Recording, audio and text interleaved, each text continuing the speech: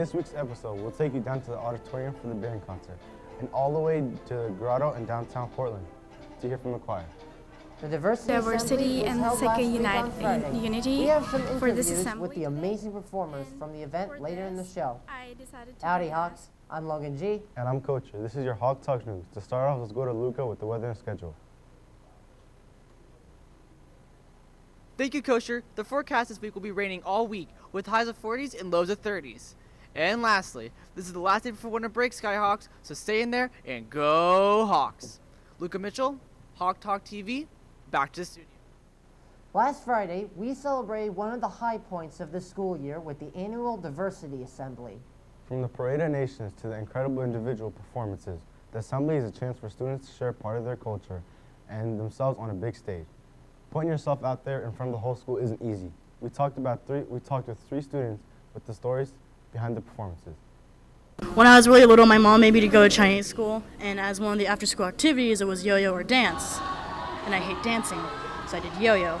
And I've been doing it since about first grade.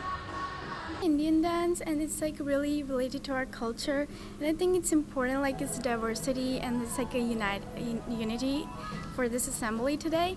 And for this, I decided to do dance because it's represent my country and I think it's important. I decided to do a Samoan song because of what's happening in Samoa, which is really sad because there's like diseases going around, and sadly some kids already passed away, but I just wanted to do that.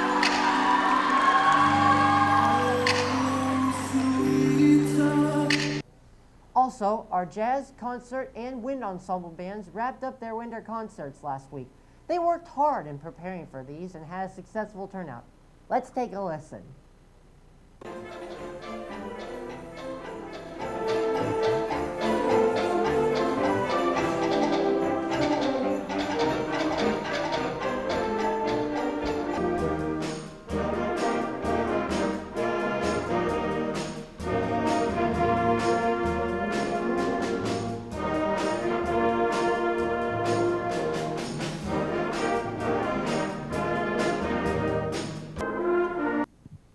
Literary Magazine is back for its second run at Southridge. This club, which is made by students, for students, wants to let everyone know that they want to see your creative art and writing to add to the magazine. To submit, see Mrs. Ballard Strawhall in room R225. The deadline to submit your work is January 7th. So if you want to see your work in the Literary Magazine, make sure to submit your work by January 7th.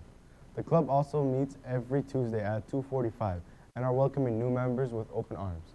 Lyanne Nego is a member of the Southridge's Peace Corps Club, and he wants to let you know that there is a donation for current Peace Corps members and Southridge alumni Mackenzie Mastard. They want you to donate books, supplies, and money for the kids in NAMIBIA. Books and school supplies can be put in the boxes labeled Books for NAMIBIA or brought to room C251. This drive starts on December 10th and will go until the 20th. If you would like to donate money, go to the fundraising page located on the screen. Hey Hawks, if you want to earn volunteering hours, then you should sign up to be a holiday volunteer. The first day you can volunteer will be on Friday, December 20th, starting on 4 p.m. and will last until every box is packed. The second day you can volunteer is Saturday, December 21st. It will start at 8 a.m. and you will get pancake breakfast by the Boy Troop Scout 605 and will start delivering the boxes at 8:30 a.m.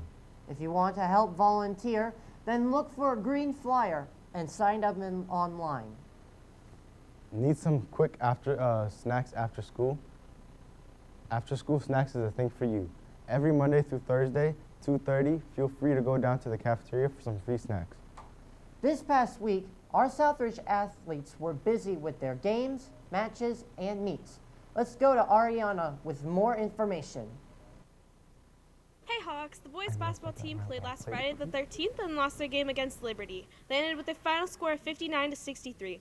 They also played this Tuesday against Summit and lost again, 47-69.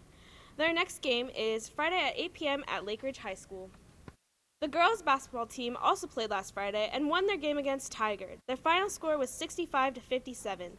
Their next home game is January 7th against Central Catholic. There's a wrestling event next Thursday, December 19th. Make sure to check it out if you want to support Southridge's wrestling team. Thanks for listening to this week's edition of Hawk Talk Sports. This has been Ariana. Now let's go back to Coacher and Logan in the studio.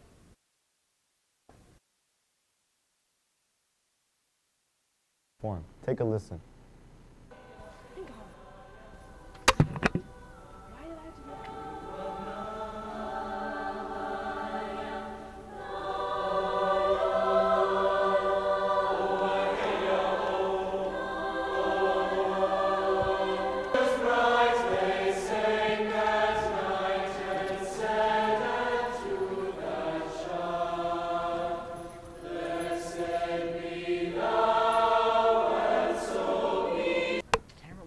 This week's question was, how much time do you spend on your phone every day?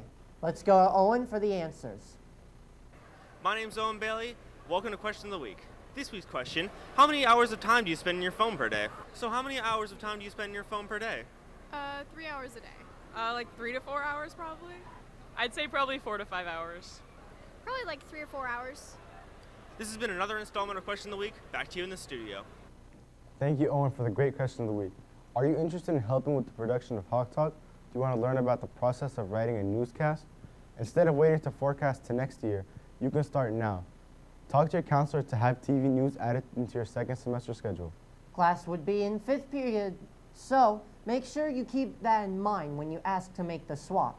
We'd be more than happy to have you. Well, that's it for this edition of Hawk Talk News. Stay classy, Southridge, and go Hawks. Tune in next time.